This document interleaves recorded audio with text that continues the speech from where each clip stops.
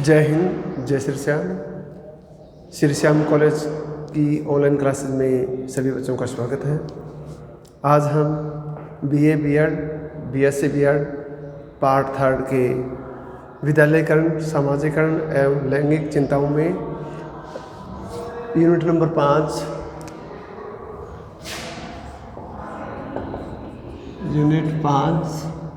में टॉपिक हमारा है भारत में स्त्रियों के प्रति होने वाले अपराध। भारत में स्त्रियों के प्रति होने वाले अपराध और इन अपराधों से संबंधित आज इस टॉपिक चर्चा करें तो इन अपराधों को मुख्य रूप से स्त्रियों पे होने वाले जो अपराध हैं उनको 3 भागों में बांटा गया है। इसको 3 भागों में बांट करके इसका अध्ययन किया गया है।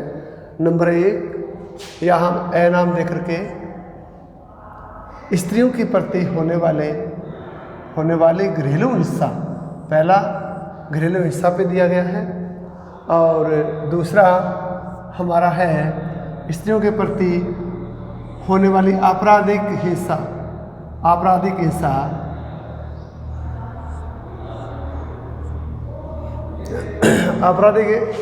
हिंसा का दिया गया है और तीसरा दिया गया है स्त्रियों के प्रति होने वाली सामाजिक हिंसा और तीसरा है सामाजिक हिंसा। इस प्रकार घरेलू हिंसा, आपराधिक हिंसा और सामाजिक हिंसा 3 भागों में इसको बांट करके इसका अध्ययन करेंगे। पहले भाग में हम बात करें जो फर्स्ट पॉइंट है स्त्रियों के प्रति होने वाली घरेलू हिंसा। घरेलू हिंसा में हम इसको 3 भागों में इसके 4 पॉइंटों में इसको डिवाइड किया गया है। नंबर 1 पत्नी की मार पिटाई,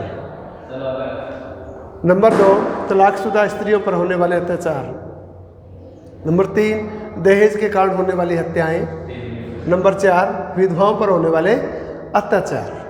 पहले हम इस टॉपिक पे बात करेंगे पत्नी की मार पिटाई।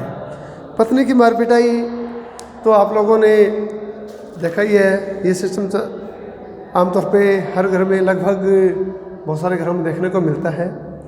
ये निम्न आय परिवार वाले जो घर होते हैं उन्हीं में होता है ज़्यादातर। तो यह घरेलू हिंसा का एक जो रूप पत्नी की होने वाली मार पिटाई, अनेक स्त्रियां पति द्वारा किए जाने वाले अत्याचार के कारण चुपचाप सहन करती रहती हैं। पिछले कुछ वर्षों से इस प्रकार की घटनाएं काफ़ी बढ़ रही हैं। यद्यपि इसके बारे में किसी भी प्रकार के आंकड़े उपलब्ध नहीं है। मार पिटाई की स्त्रियां जो शिकार होती हैं उनकी आयु अधिकतर 25 वर्ष तक होती है और या हम कहें 25 वर्ष से कम आयु तक की होती हैं और अधिकतर ऐसी घटनाएं निम्न आय परिवार वालों में होती हैं। अब नंबर 2 पे आता है हमारा पॉइंट है तलाकशुदा स्त्रियों पर होने वाले अत्याचार। नंबर 2 पे तलाकशुदा स्त्रियों पर होने वाले अत्याचार। अगर इस पे अध्ययन करें हम तो तलाकशुदा स्त्रियों के जो सिस्टम है उसमें विवाह तलाक यानी कि विवाह विच्छेद होना अथवा तलाक स्त्रियों की जो प्रमुख समस्या है भारत में। परंपरागत रूप से पुरुषों को अपनी पत्नियों को तलाक देने का अधिकार प्राप्त था। यदि कोई स्त्री शराब पीती है, हमेशा पीड़ित रहती है शराब से और अपने पति की आज्ञा का पालन नहीं करती है, धन का सर्वनाश करती है, मनुष्य को उसके जीवित रहते हुए दूसरा विवाह कर लेना चाहिए। पुरुषों की ऐसी स्थिति होने पर स्त्री को उसे छोड़ने का अधिकार प्राप्त नहीं है। तलाकशुदा स्त्री को आज भी समाज में एक कलंक माना जाता है तथा हर कोई व्यक्ति उसी को दोष देना चाहता है। सब उसके शराबी, जुआरी, बदचलन पति के कारण ही क्यों न हुआ हो, उसे सब बुरी नज़र से ही देखते हैं। आजीविका का कोई साधन न होने के कारण वो उनका यौन शोषण के वो शिकार बन जाती है, जो दयनीय स्थिति है। अब आता है अगला पॉइंट है दहेज के कारण होने वाली हत्याएं। दहेज के कारण होने वाली हत्याएं, इसमें हम आप देख ही रहे होंगे जो सिस्टम चल रहा है। आए दिन न्यूज़पेपर में कहीं ना कहीं घटनाएं ऐसी मिलती हैं। ऐसा कोई दिन नहीं होता जिस दिन न्यूज़पेपर में ये घटनाएं ना छपी हों। भारतीय समाज में दहेज प्रथा भी एक प्रमुख समस्या मानी जाती है। यह भारतीय समाज में पाए जाने वाला एक ऐसा अभिशाप है जो आज भी अनेक सरकारी गैर सरकारी प्रयासों के बावजूद भी अपना अस्तित्व बनाए हुए है। दहेज के कारण लड़की के माता पिता को कई बार अनैतिक साधनों को अपना करके उसके दहेज का प्रबंध करना पड़ता है। दहेज के लिए उसे चाहे कुछ भी करना पड़े वो करता है अपनी तरफ से। और ज़्यादा दहेज ना दे पाने के कारण अनेक नवविवाहित वधुओं को सास ससुर ननंद आदि द्वारा ताने सुनने पड़ते हैं और जिसके कारण उन्हें दहेज की बलि भी चढ़ा दिया जाता है, ज़बरदस्ती जला दिया जाता है, ये भी होता है। दहेज प्रथा के कारण बेमेल विवाहों को भी प्रोत्साहन मिलता है तथा वैवाहिक एवं पारिवारिक जीवन अत्यंत संघर्ष में हो जाता है। दहेज न लाने वाले वधुओं को विविध प्रकार के शारीरिक मानसिक उसको कष्ट दिए जाते हैं, जिसके परिणाम स्वरूप वे अनेक बीमारियों से ग्रसित हो जाती हैं। इस प्रकार हम देखते हैं कि दहेज का जो सिस्टम है बहुत ही बड़ा ही निंदनीय है, अपराधी है और न ही तो दहेज लेना चाहिए न ही दहेज देना चाहिए। बिना दहेज की शादी होनी चाहिए। बच्चे को शिक्षा दी है, संस्कार दिए, वही उसका दहेज होता है जिसमें वो चलकर आगे अपने भविष्य का निर्माण करती है, अपने पैरों पे खड़ी होती है। क्या वो कम है? नंबर 4 अगला पॉइंट आता है विधवाओं पर होने वाले अत्याचार। विधवाओं पर होने वाले अत्याचार। अब हम इस पॉइंट पे बात करें तो ये आते हैं हमारे भारतीय समाज में विधवाओं की जो सामाजिक स्थिति है वो निम्न है। हिंदू समाज में तो स्त्री का पति ही सब कुछ माना जाता है तथा उसे भगवान व देवता तक का पद प्राप्त किया जाता है। पति की मृत्यु के बाद विधवा स्त्री की स्थिति अत्यंत खराब हो जाती है तथा परिवार और समाज के सदस्य उसे हीन दृष्टि से देखते हैं। उन्हें पुनर्विवाह करने की अनुमति भी प्रदान नहीं दी जाती, जिसके कारण उन्हें पति के परिवार में भी अपमानजनक, उपेक्षित, निरस एवं आर्थिक कठिनाइयों से भरा हुआ जीवन व्यतीत करना पड़ता है। विधवाओं का किसी भी शुभ अवसर पर जाना अपकुशल माना जाता है। यह भी देखो एक प्रकार का कलंक लग गया है। अब आते हैं ये हमारे 4 पॉइंट जो घरेलू हिस्सा पे थे, घरेलू हिस्सा के वो क्लियर हो गए। अब आता है हमारा सेकंड पॉइंट आपराधिक हिस्सा का। जो हमारा आपराधिक हिस्सा है उस पे आता है स्त्रियों एवं लड़कियों का व्यापरण एवं अपहरण। ये पॉइंट इसको हम डिस्कस करने जा रहे हैं। तो 1980 में स्त्रियों एवं लड़कियों के व्यापरण एवं अपहरण की कुल घटनाएं 13,585 घटनाएं पुलिस स्टेशनों पर दर्ज करवाई गई। 1985 में यह संख्या 16,051 तथा 1990 में 14,446 थी। यद्यपि प्रतिवर्ष घटनाओं में कुछ कमी या वृद्धि तो होती रहती है। अपहरण की जाने वाली लड़कियों तथा व्यापहरण की जाने वाली स्त्रियों सभी धर्मों जातियों की हो सकती हैं। इनमें से अधिकतर की आयु वो 21 वर्ष से कम होती हैं तथा इनमें से लगभग आधी अशिक्षित होती हैं। जो लड़कियां शिकार होती हैं वो अपहरण एवं व्यापहरण मुख्य रूप से अवैध यौन संबंध स्थापित करने हेतु, विवाह करने हेतु, लड़कियों तथा स्त्रियों को बेचने, उन्हें वेश्यावृत्ति करवाने के लिए, विवश करने के लिए किया जाता है। ये घिनौना करते हैं। अब आता है दूसरा बलात्कार।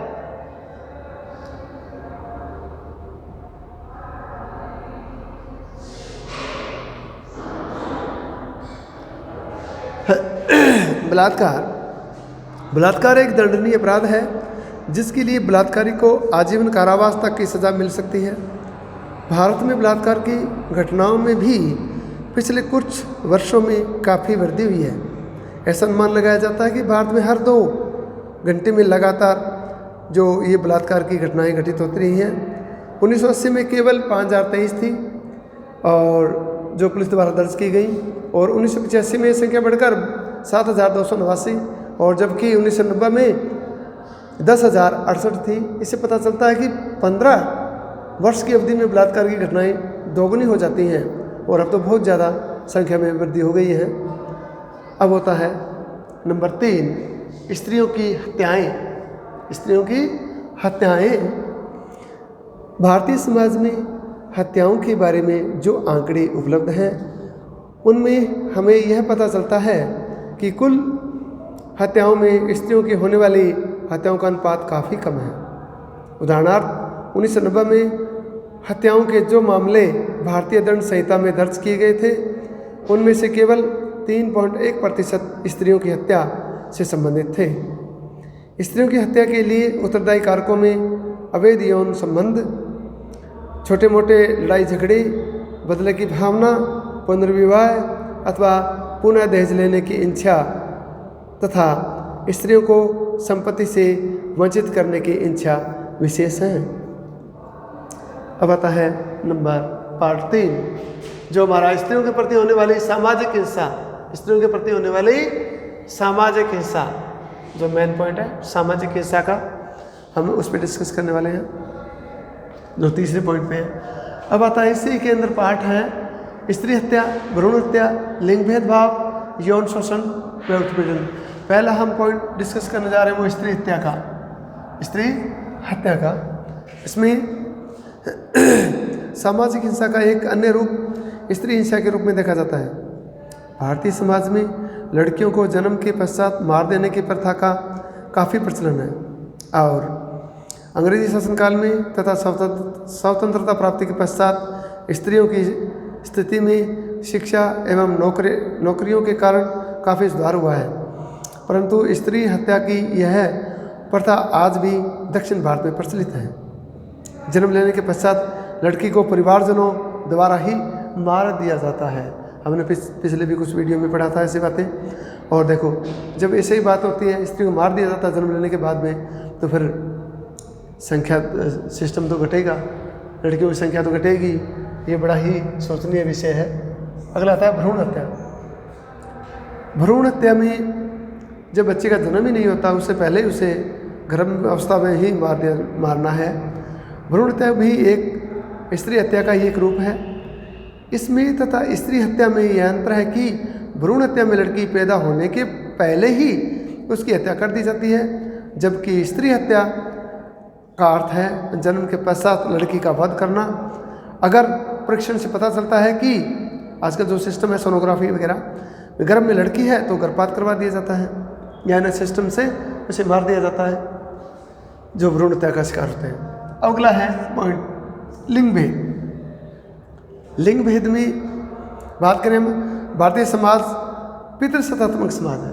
भारतीय समाज पितृसत्तात्मक समाज है, और इसलिए इसमें पुरुषों की प्रधानता पाई जाती है तथा पुरुषों एवं स्त्रियों के आदर्शों में काफ़ी अंतर पाया जाता है। जन्म से लड़के और लड़कियों में अंतर किया जाने लगता है, और लड़के के जन्म पर खुशी मनाई जाती है, दावत दी जाती है, तो लड़कियों के जन्म में ऐसा कुछ नहीं होता है। और लड़के के पालन पोषण में खुशी मनाई पालन पोषण अलग तरीके से किया जाता है, लड़की पर इस पर कोई ध्यान नहीं दिया जाता है।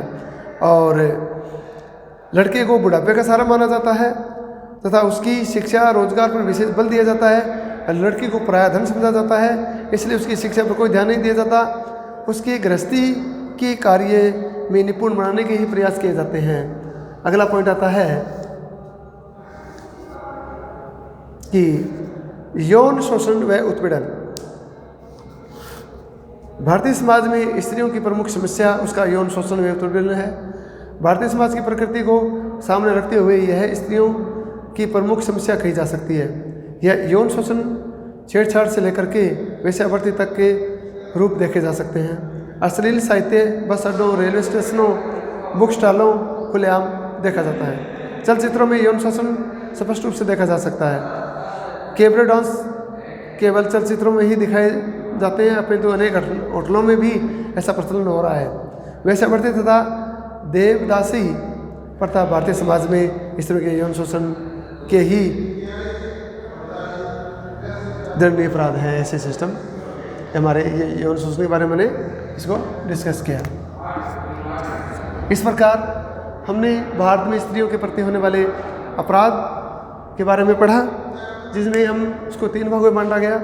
नंबर 1, स्त्रियों के प्रति होने वाले घरेलू हिंसा। दूसरा, स्त्रियों के प्रति आपराधिक हिंसा और सामाजिक हिंसा के रूप में। जो घरेलू हिंसा है उसमें पत्नी की मार पिटाई, तलाकशुदा स्त्रियों पर होने वाले अत्याचार, दहेज के कारण होने वाले हत्याएँ, विधवा पर होने वाले अत्याचार। और जो आपराधिक हिंसा है उसमें स्त्रियों पर लड़कियों का अपहरण, बलात्कार और स्त्रियों की हत्याएँ। और तीसरा जो सामाजिक हिंसा है, स्त्री हत्या, भ्रूण हत्या, लिंग भेद हत्या, यौन शोषण। इसी के साथ हमारी ये पूरी अब क्लास है वो पूरी हुई। आगे अगले वीडियो में हम नेक्स्ट मिलेंगे, तब तक के लिए जय हिंद।